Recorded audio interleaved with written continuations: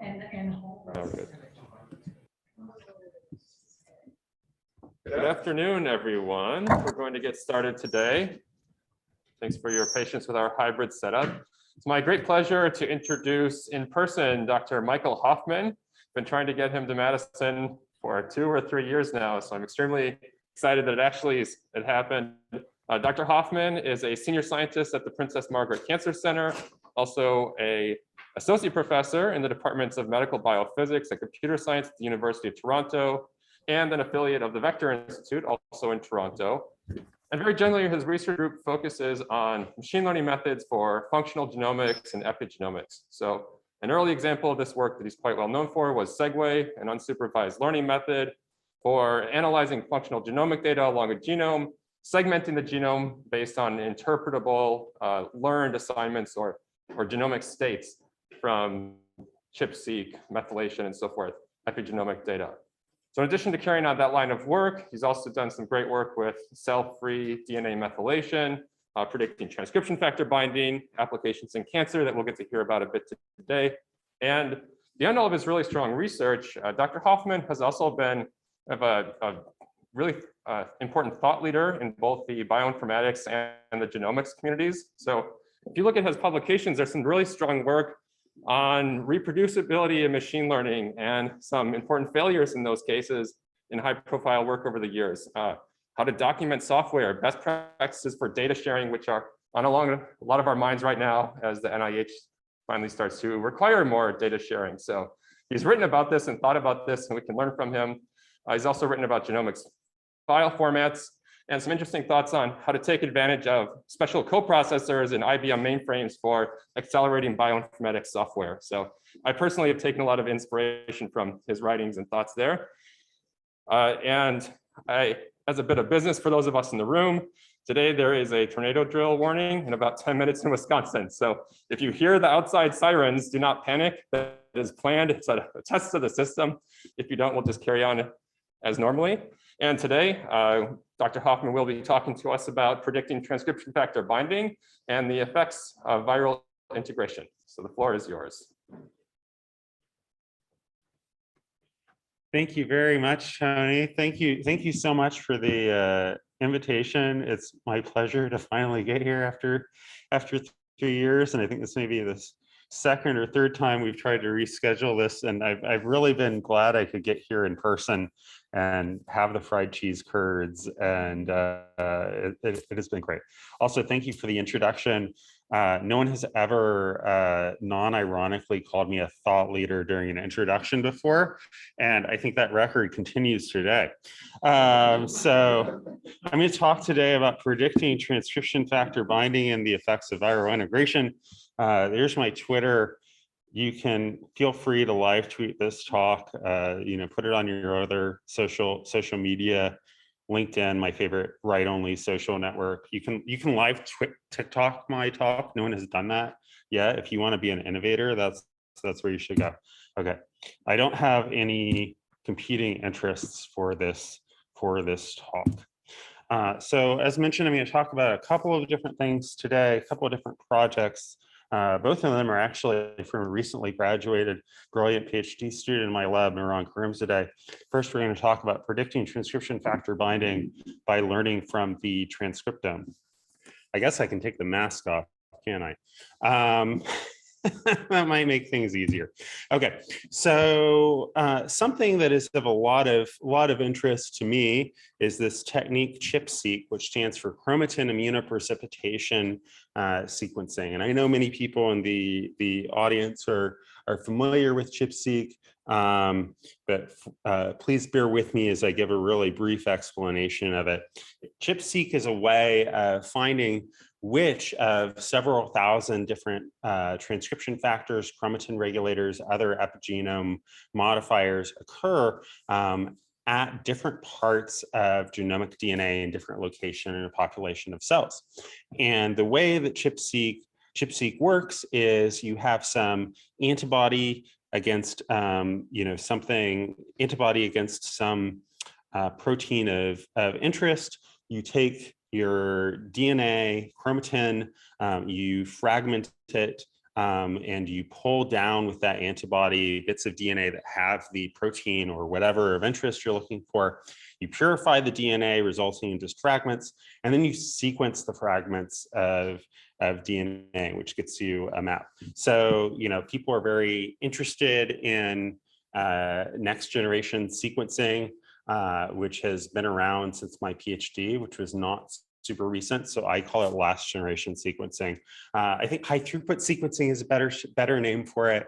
A lot of people are excited because you can sequence a lot of variation in say, human DNA very cheaply and quickly, and et cetera. I don't care about any of that. I only care about using it as a output for these various sorts of sequence synthesis assays, where you can use this as a way of figuring out something about physical or chemical properties of the genome at different locations by using the number of times you get sequence overlapping those locations. And essentially that's the last step of ChIP-seq. You get all of these sequences, you map them to the genome, and you can turn that into some sort of quantification where you have a number for every part of the genome indicating how often in a population of cells did you find evidence that that the protein of interest was present there.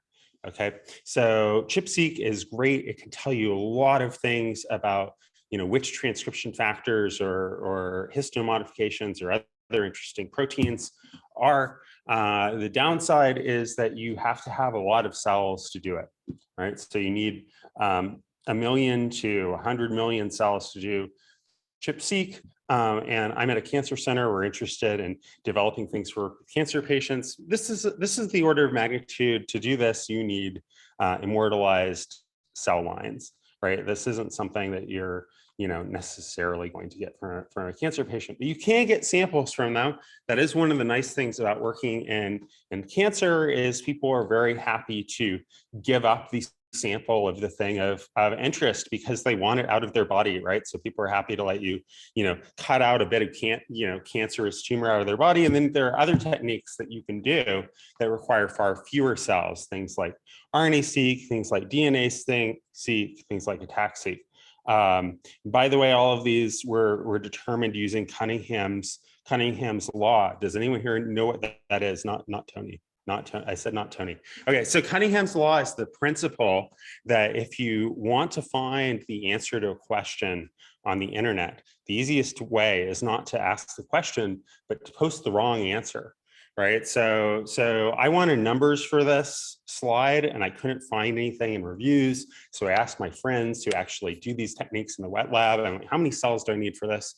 And they're like, I don't know, I don't really want to, no one could really be pinned down or anything. So I just made up the numbers for the initial version of this slide and posted it on Twitter. And I'm like, hey guys, what do you think about this numbers? And everyone's like, you're wrong. You're wrong. Like, I think you need 100 million cells to do this. And someone's like, why did DNA-seq with 30 cells once? So, that's all you need. So that's where these ranges came from. If you disagree with any of the numbers, please send a tweet, add your own voice to the debate. Okay, one additional thing here, the TF ChIP-seq is 1 million to 100 million cells per transcription factor. So if you want to get an idea of what's happening with all of the different transcription factors, you're going to need a lot of cells. Right? So people have been trying to figure out where transcription factors are present computationally for longer than I have been alive, just a little bit longer, a little more than 40 years. And people have developed this technology of the position weight matrix, position specific scoring metrics, which works really well in vitro and works really poorly in vivo. You get all sorts of false positives. But what's worse is people have noticed with ENCODE data where you have biochemical evidence of where you find different transcription factors in cell lines. You can find that for some transcription factors, like the thing at the bottom right here, CTCF, that you have a lot of ChIP-seq peaks, evidence of biochemical presence of the transcription factor with a good site of the motif. But this kind of trails off for many others, right? And then the green ones here are ones where less than 50% of the peaks have a good match to the motif in question. right? So the lower this gets, the less well you will be able to do predicting just using sequence alone, right? And then there are a bunch of other proteins that interact with DNA that don't even have a motif. That's what we have these gray bars, right? These chromatin regulators and other such things, right? You're never going to be able to predict them using position weight matrix because there's no sequence motif to look for. So I kind of think of that as the first generation of identifying transcription factor binding sites using PWMs alone. Doesn't work so well. So 15-ish years ago, people came up with what I think of as a next generation of looking for transcription factor binding sites. And they did this by incorporating epigenomic information in terms of open chromatin, so DNA-seq or attack-seq. And I'm going to focus on HINT as one exemplar of these methods.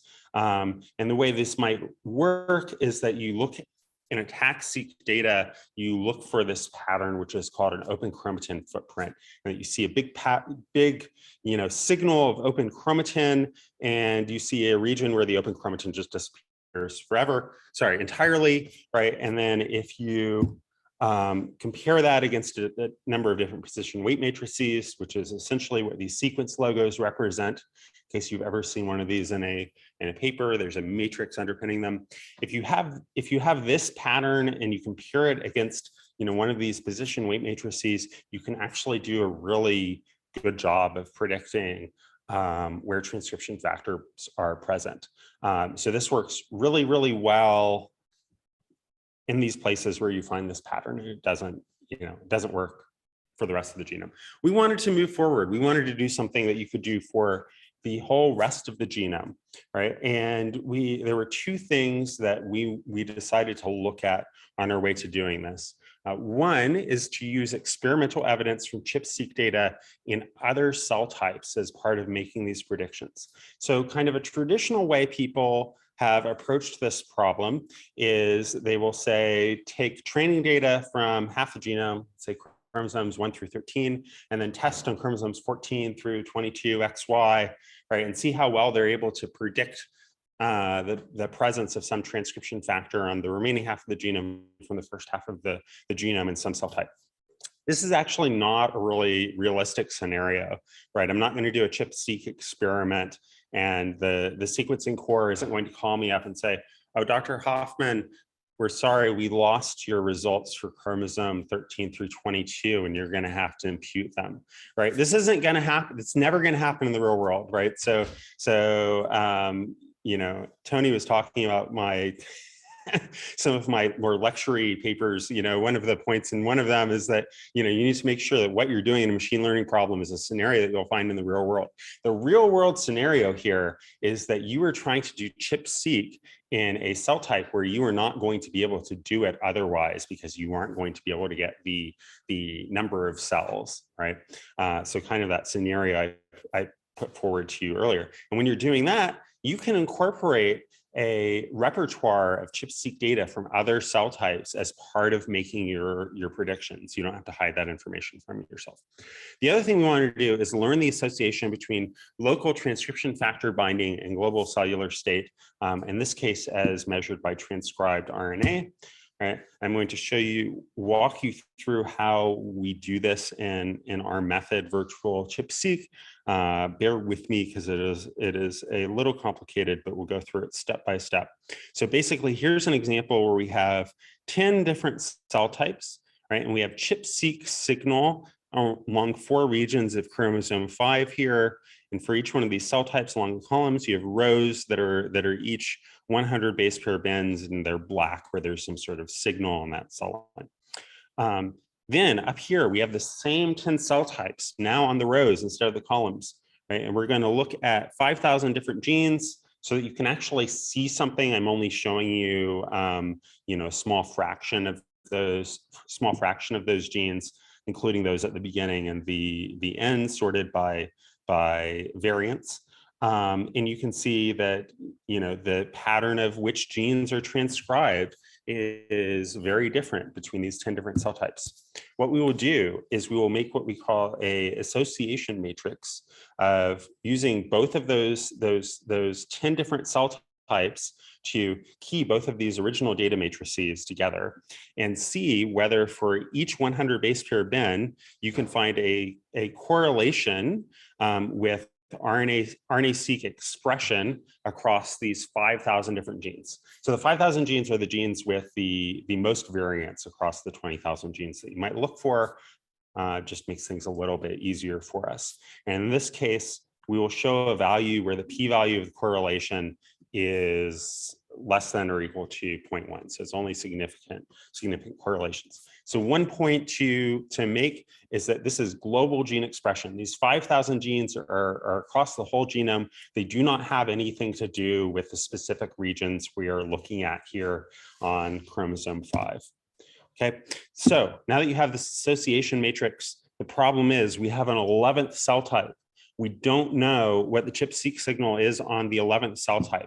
How can we predict it? All right, so let's take a look at one 100 base pair or two 100 base pair bins within this new cell type. You can look at the genes that are active in the association matrix for these two different bins. Right. And then you can look at the gene expression in the new cell type, gene 12878. And if there were a perfect correlation between the rank of the genes in the association matrix and the rank of the gene expression, gene 12878, it would look like this. It does not actually look like this. So if we look at these, I think about 300 genes, it looks something that is a lot more like this. So there is some amount of correlation between where the genes appear in the association matrix and where they appear in the ranks of expression for this cell type. So we call the Spearman correlation, we call it the expression score here, just to keep it apart from all of the other different correlations that are involved. And here on this bin, there's a positive expression score. You might look in the other bin that I showed a second ago and find a negative expression score. Or sorry, this is not another bin. This is the same bin, but in a different cell type, K562. All right, and then down here, you can look at the actual data. This blue region is the region we have the expression score for, and down here is actual ChIP-seq data. So there's evidence of binding in G1278 where we predict it and not in K562 where we don't predict it. So this works really, really well in this single cherry-picked 100 base pair bin. Which is fantastic.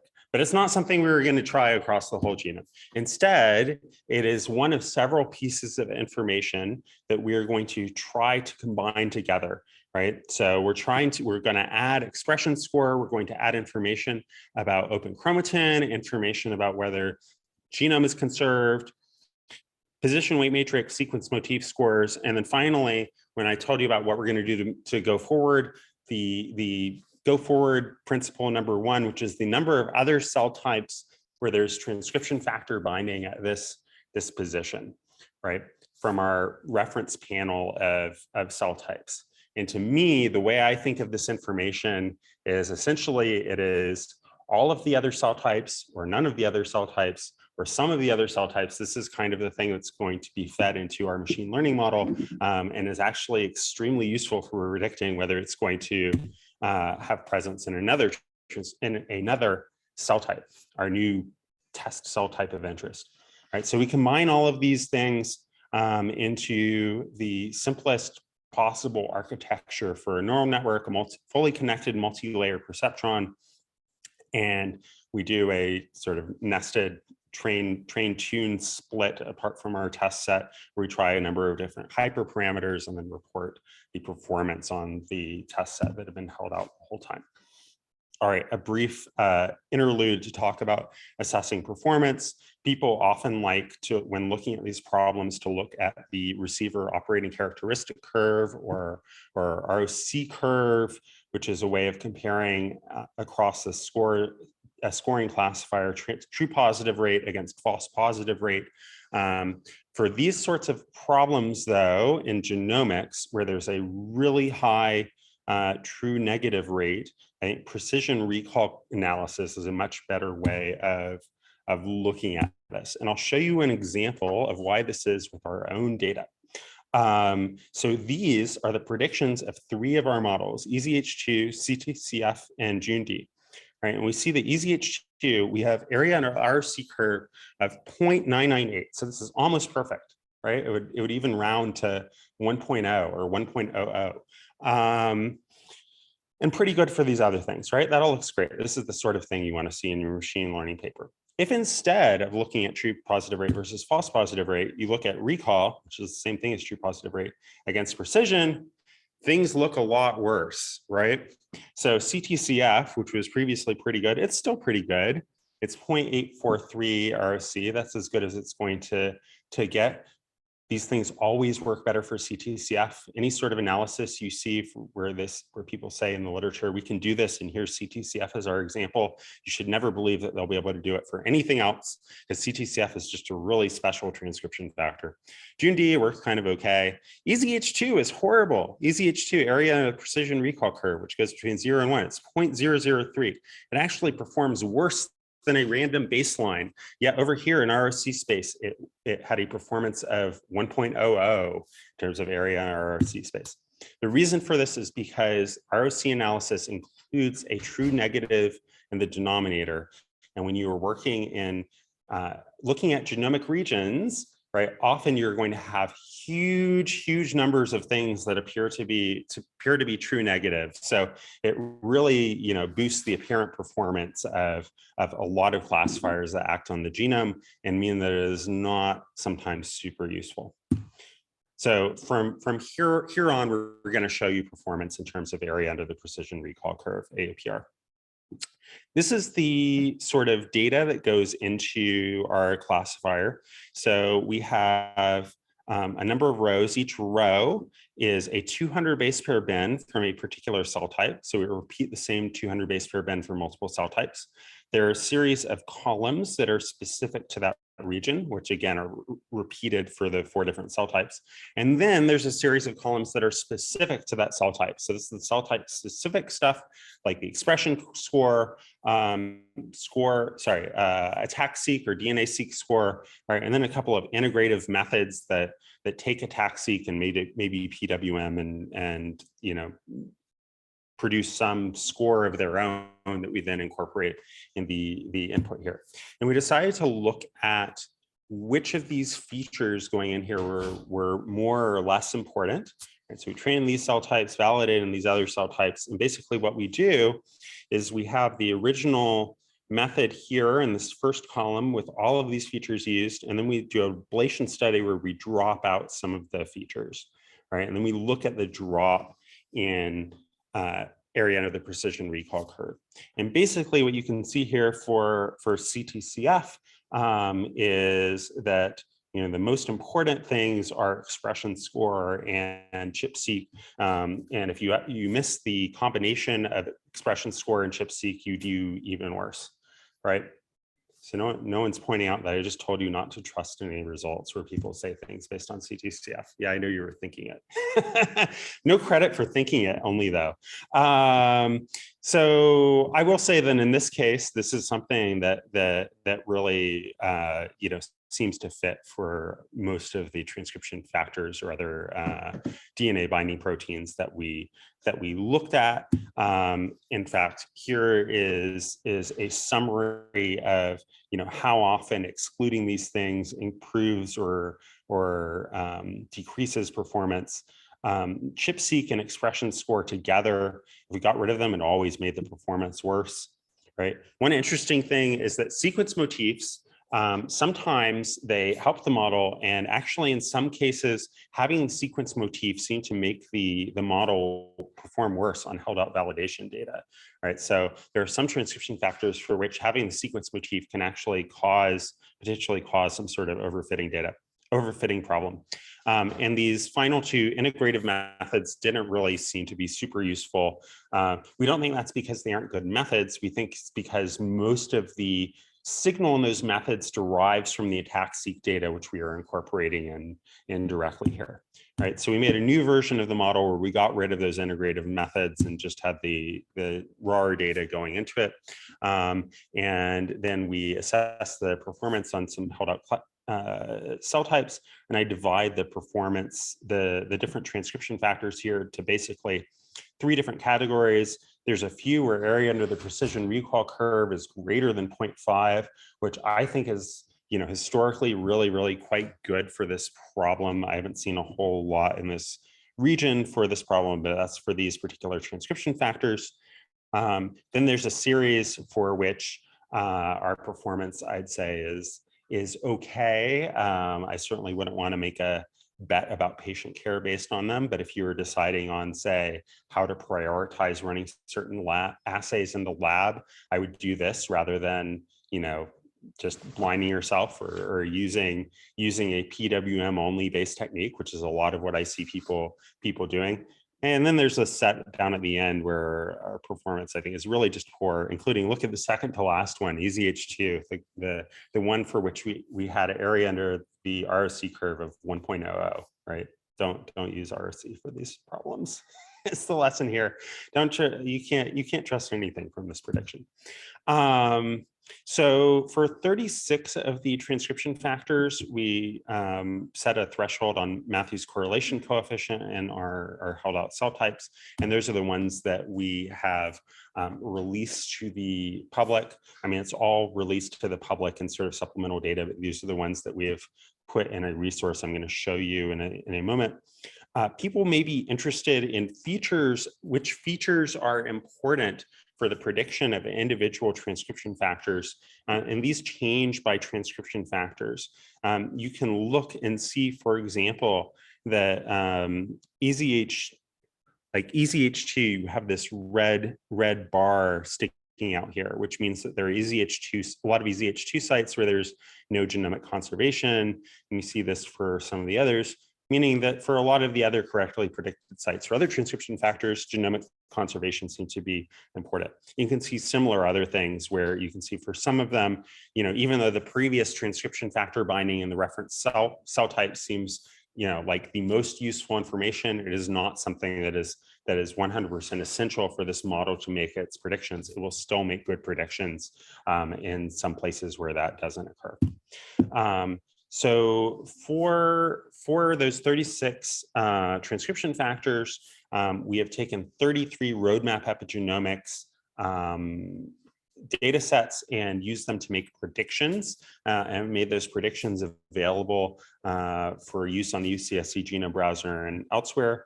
You can go to virchip.hoffmanlab.org and click on this button here, and that will add a new super track to the UCSC Genome Browser, for which you can turn on and off predictions of individual transcription factors. And for each transcription factor in one of those 33 different cell types, right? So if you do that, hit submit, you'll get something that looks like this, which will show you that in this region, there are predictions that NRF1 binds in adrenal gland and B cell, but not in fibroblast of skin of abdomen. For any of the fibroblast of skin of abdomen researchers here, I am sorry, it's not there for you. Up here is the actual data from ENCODE showing where ChIP-seq occurs in any cell type. So this is definitely a binding site, or a site of transcription factor presence. So in the future, this was basically the simplest possible model that we could come up with. As I mentioned, we do things without even looking at adjacency on the genome. It's at relatively low resolution, and we have some ideas on how we're going to do things at much higher resolution and using a lot of other different kinds of data. So this is on bioRxiv. Feel free to check out our preprint. I just want to summarize the 2 main points here are that using ChIP-seq data instead of modeling position weight matrix-based preference allows for more accurate prediction of transcription factor binding. And we made all of the results of these predictions on roadmap available for anyone to use. I'm going to stop here for a moment. Does anyone have any questions on this part of the talk? Yes? Can you look into how many cells you need data for TF for you to predict in another one? You do it with one, or? And I need to repeat the questions. Yeah, for example, Okay, so the question is, do I look at how many different cell types I need to make these sorts of predictions? So one reason we only did it for a certain set of transcription factors is we assumed that we needed at least, I think, four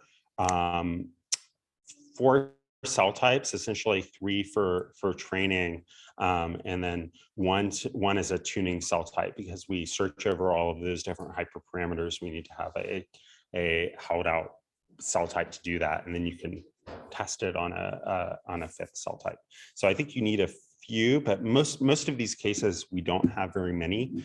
In cases where we do have lots of cell types, and by lots I mean like 8 or 10, I think the predictions have been better in general.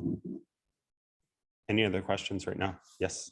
When you're defining the feature points, you're saying you are just dropping off certain parameters, but it's already included in your architecture of the neural net. So can you please explain? So the question is about how does the ablation study work? So basically, we have a new neural network that just doesn't have the input from whatever feature that we've dropped. Since the architecture is fully connected neural network, there's not a whole lot of like reprogramming or anything. We have to.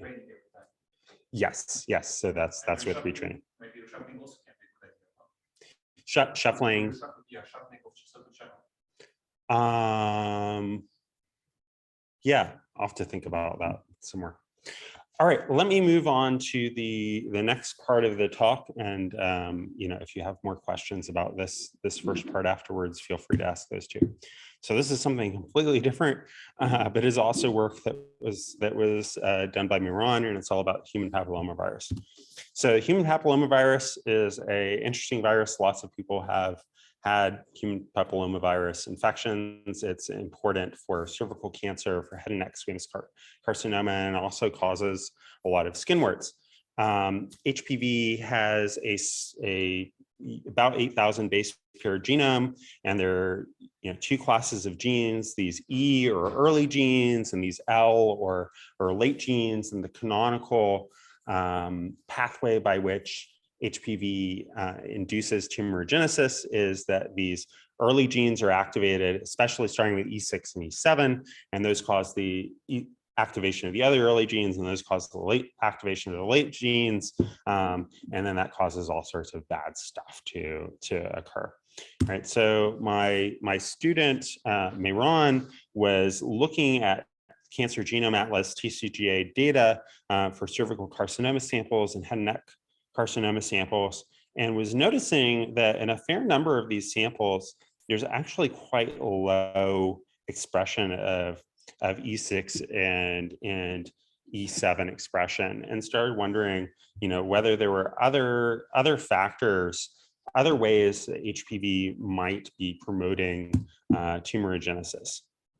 And one interesting thing about HPV is that while in this canonical pathway for tumorigenesis, the virus exists as episomes, so just circular 8,000 base pair chromosomes just floating around in the cells. In some cases, HPV will actually integrate into the host genome, right? So it will actually stick itself somewhere in the human genome, and then continue reproducing there. And one interesting thing is that non-integrated episomal HPV is common in non-malignant HPV warts. And so he's wondering if there's some other pathway by which HPV can start executing its gene expression program that is related to integration to the host genome. By the way, one disclaimer here is that the previous data I showed you, it's from steady state RNA-seq data. It's certainly possible that E6 and E7 could have been active earlier, and by the time we were looking at it in these samples had gone away. But certainly this is what inspired this question. So working with Christopher Arledge and Ariana Rostami, who are in the labs of Mathieu Lupien and Scott Bratman at Princess Margaret Cancer Center in Toronto, we did a study of 5 HPV positive cell lines that are listed here. Miran wrote software, which was called Bellerophon. Now it's called Polyitis, because Bellerophon, you always need to Google any bioinformatics software before you name it, because we released our first preprint and someone's like, there's already software called Bellerophon. So we changed the name. Anyway, and by the way, I have a software package. It's actually by Miran that was called UMAP, and it came out like a year before the UMAP that everyone else is using was. So just, you know, I'm not changing the name of that one. That's not my fault. So in these 5 cell lines, we did RNA-seq, ATAC-seq, and CTCF chip-seq. And the software Miran designed is something that will find integration sites looking in the RNA-seq data. Let me go back to the genome here for a second. So one thing, the genome does not always integrate. It can integrate anywhere along this circle, right? It's not always going to integrate at position 1 in the HPV16 genome, right? And since almost all of the genome is covered by gene, that means in many cases, you're actually going to see expression of the integration site, right? So you can see a chimeric expression of a chimera that starts on the HPV genome and then ends in the human genome, or vice versa. And this is what polyitis or Bellerophon, if you want to call it that, is designed to detect, and use that to find integration sites without having to do anything like sequence all of the DNA again, because for most integration sites, we can find it in RNA-seq data.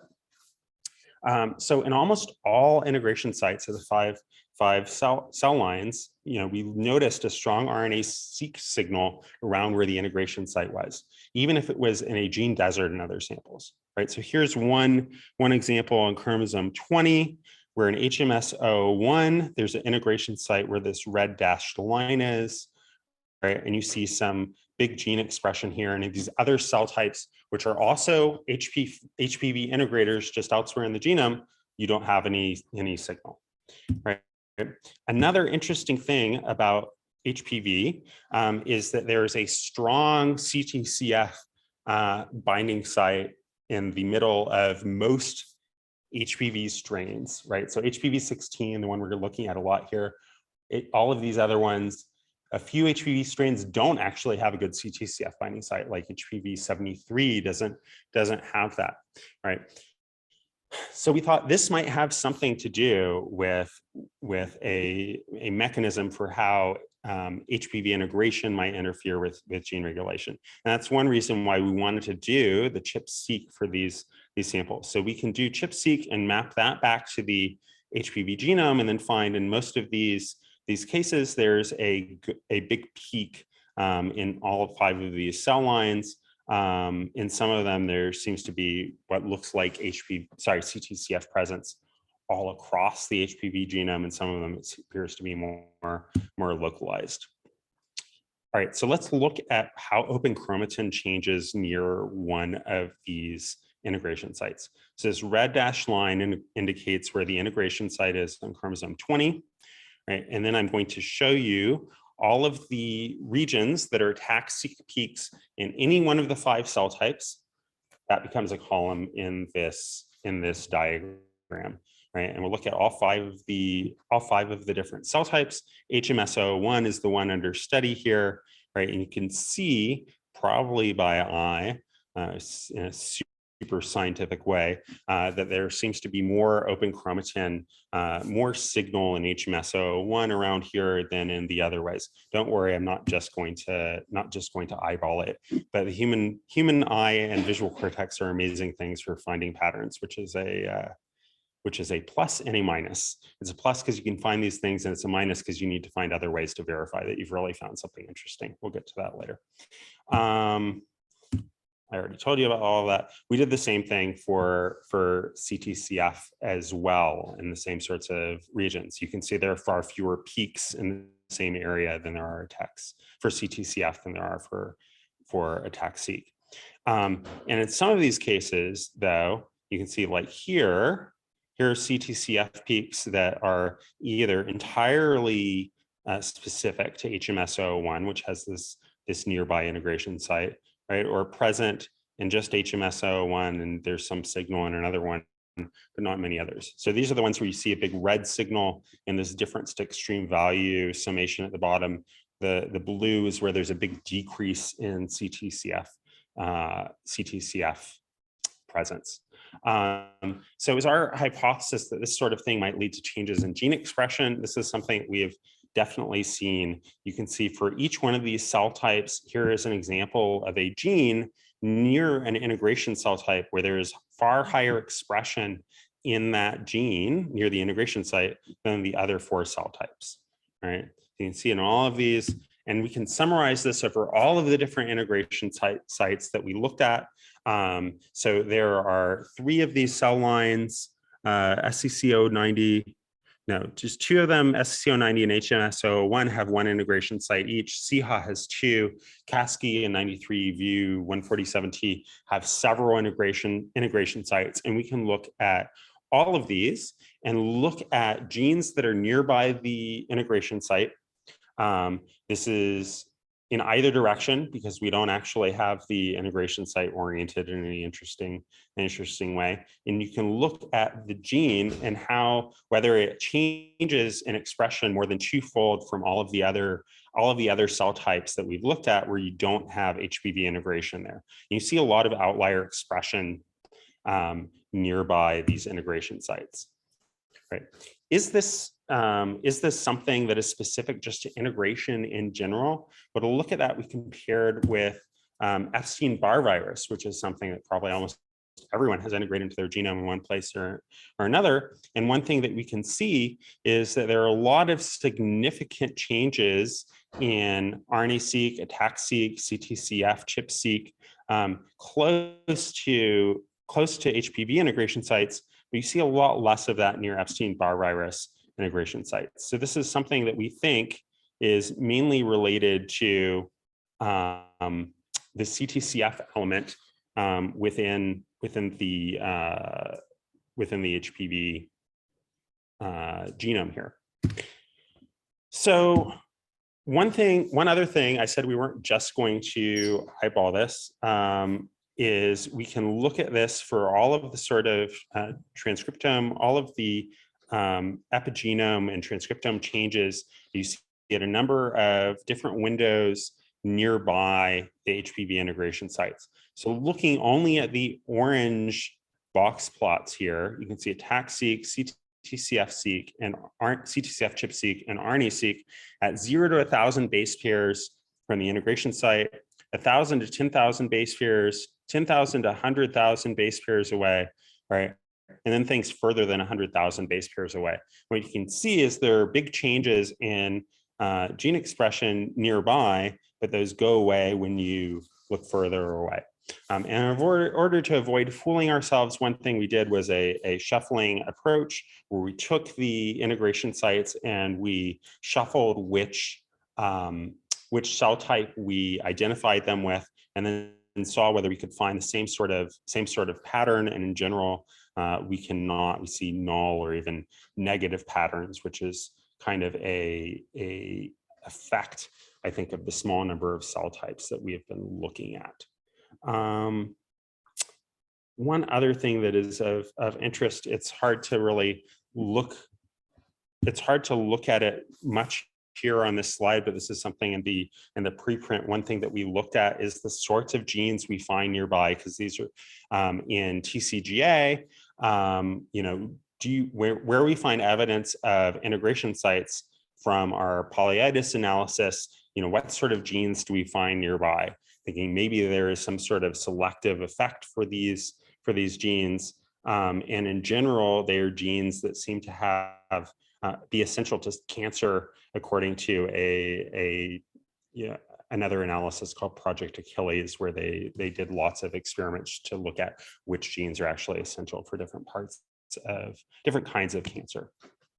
So to summarize part 2, we found that CTCF binds to a conserved sequence motif in HPV it modifies the local epigenome. And one way by which this could be occurring, we don't have any high-C data to look at this directly, is by reorganizing topological domains. So CTCF, people call it the master weaver of the genome. It is what ties things together in 3D. And it's something where if you have some sort of intricate 3D structure in a region that's very important for its gene expression, if you introduce a CTCF site, that means that, two CTCF sites that were previously tied together will be no longer, because the nearest CTCF site will instead be something else. And that can kind of change the local epigenome a fair bit. We think that's probably what's going on here. All right, I want to thank Mehran, especially my collaborators, especially Mathieu Lupien and Scott Bratman. Thank the people in my lab. Thank all our funders. Thank you, Tony, for the invite, and thank you everyone else for your kind attention. Thank you very much.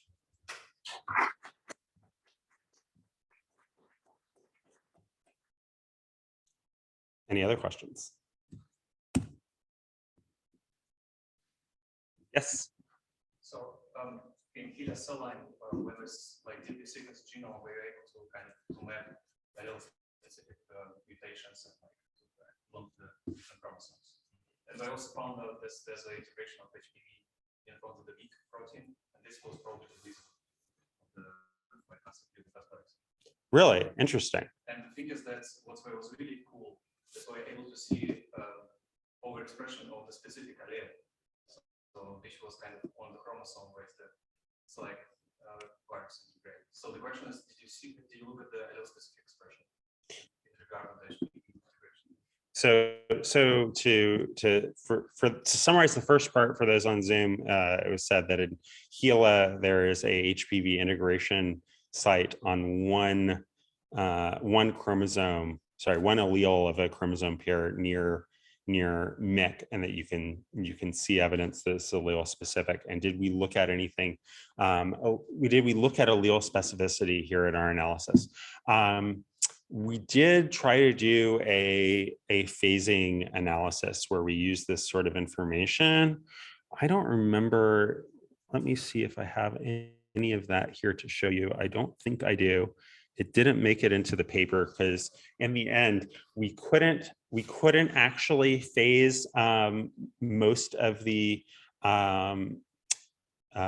data that we had. There weren't enough variants in the regions we were looking at, so it was really a small number of cases where we could actually see that, and we certainly didn't see anything as interesting as allele specific integration near MYC, which is super cool. Is that published, or is that something? Yeah, I'll have to look.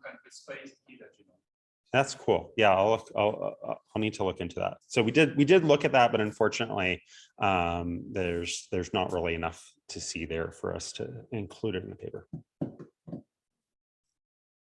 Tony.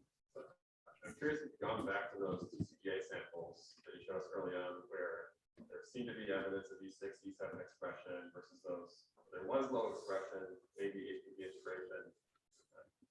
Does that manifest in different cancer pathways where there's kind of this known route where E6 and E7 promote different route, and maybe in these other samples now you're able to see some consistency in the other TCGA data? Yeah, so we didn't see any sort of specific recurrences of say for example we didn't find that the integration site always occurred near MYC, right? Or that occurred near MYC a whole lot of the times. But we did, do I have, no, I don't have this in here.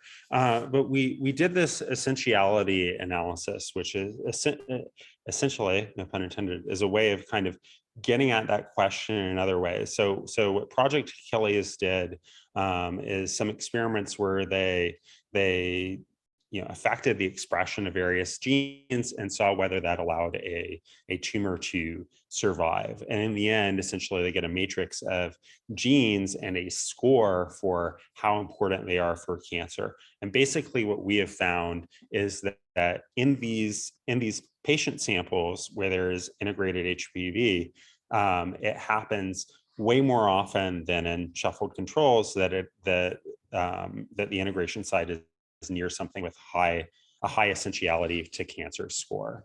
Does that kind of answer your question? Yeah, it kind of does. Yeah.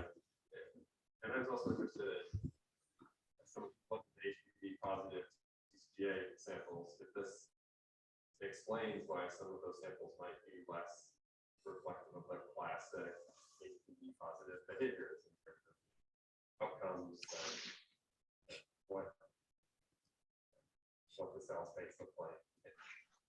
Yeah, because I should note that the canonical, again, the canonical pathway for HPV activation is not that, you know, it integrates and then E6 and E7 are active. It's that the E6 and E7 are active in a circular 8,000 base pair chromosome that's its own genome, right?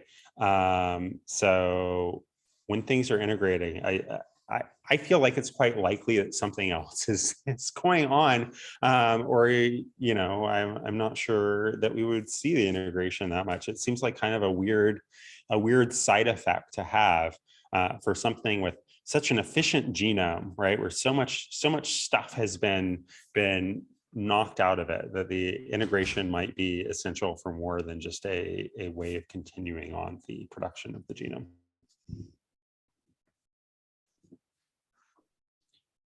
So are there any other questions? Yeah, I have a question. Can you hear me? Hello? Yeah, I'm looking. I don't see anything on chat. But that is okay. Shall I wrap up? Small question. Yeah, go ahead. 86.7, where at the end of the genome, can it be that slow expression is just due to the, like, you know, not proper inclusion to the, like, you know, insertion, some defects in insertion of virus in the genome? Yeah, I mean, that's another, you know, reason why you might see non-expression of E6 and E7. If you did, you would obviously need to have some alternative mechanism. I'll just caution you. I mean, I'm a, you know, bioinformatics person, and I like to think of genomes as strings, but really where the zero occurs here is quite arbitrary, because it's a circular genome, and the integration site is as likely to occur at 0 as it is at 4,000. So I think Gopal is trying to ask a question. I think typing will probably work best.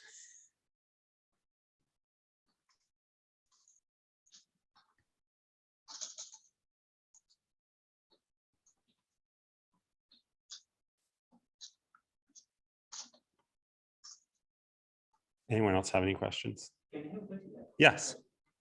Did you compare the TCGA sample, the one that have low E6, E7, and the one that have low using other feature, not TCGA, like in application? Oh, did we find any other interesting features in the E6 and in E7 cases? No, we didn't actually look at that. Like, this is, you know, it was kind of something that just spurred off, you know, what might be happening, and this is one direction that we decided to look into. Gopal is asking, have you mapped the reads for E1 and E2 and cell lines we have measured? So we would certainly have information in those cell lines on expression of E1 and E2. You know, that's something that should be in the, you know, online data that we've deposited for this, although there's nothing in the paper specifically looking at that question. James Romero asks, in the TCGA analysis, did you look at E5, which is another oncogene which amplifies EGF signaling? No, we didn't look specifically at E5. That's quite interesting, though. I mean, you'll see that for, you know, E5, there also seems to be some sort of bimodal expression of this as well. So I have a follow-up question. yes. In the person that have low E6 and E7, do I- you see, so in the visualization, Yeah. have low E6 and E7, do you see the high expression of other protein like E4, E5? Yeah, so you're asking a question about tying together Yeah. these things because we don't present them as individual patients. Yeah, that's something that we did not look at specifically. That is a interesting question.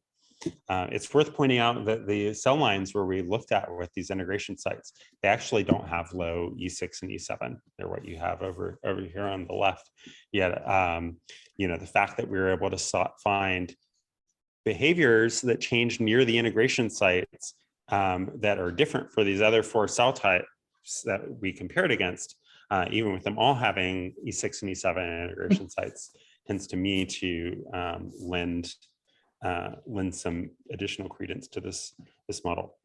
Gopal asks if the E2 ORF gets disrupted in the cell lines we have measured.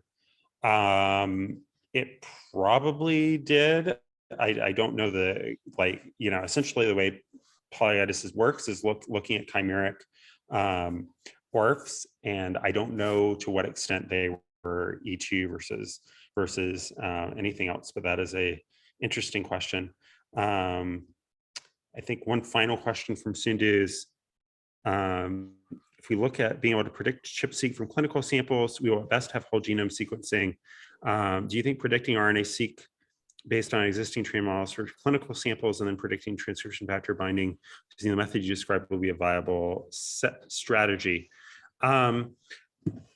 So I think, you know, the use case I was talking about was specifically the use case for cancer, where I'm assuming that you're going to be able to get some tissue, right? So it's different from a sample where, you know, you can get, say, a blood draw only.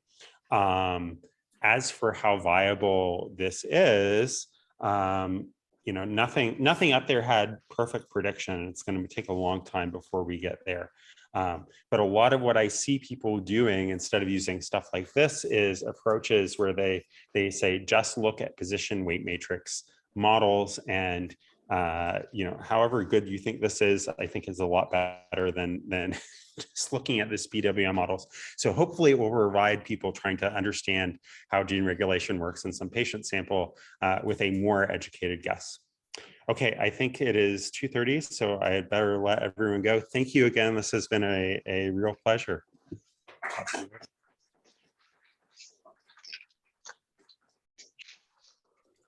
Thank you, Michael.